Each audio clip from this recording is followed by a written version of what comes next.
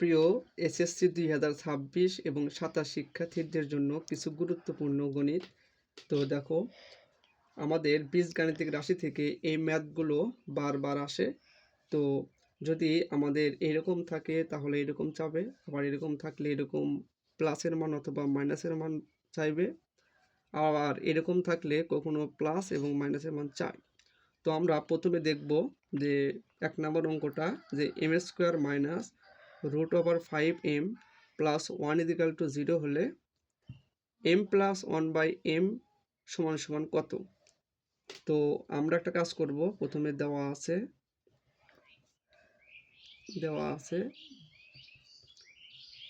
m² minus √5m plus 1 = 0। তো আমাদের যদি একের আগে প্লাস থাকে তাহলে মাঝখানে প্লাসের মান বের করতে বলবে, আবার কখনো কখনো মাইনাসের মান বের করতে বলে।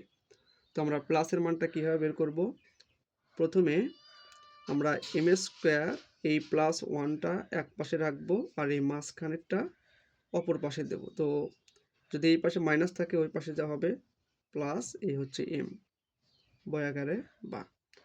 এখন একটা কাজ করতে হবে, উভয় পক্ষে m দ্বারা ভাগ করতে হবে, কারণ এখানে m আছে, তার জন্য m² plus 1 divided m √5m divided হচ্ছে m। তো কী করলাম, m দ্বারা ভাগ করে, তো এটা কাটবে বয়াকারে বা।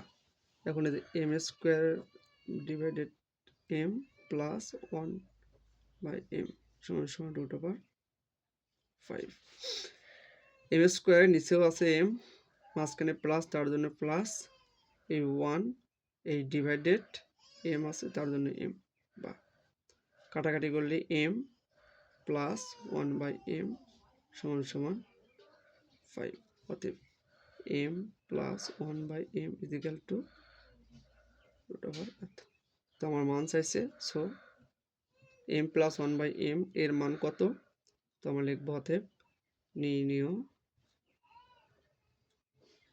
মান √5।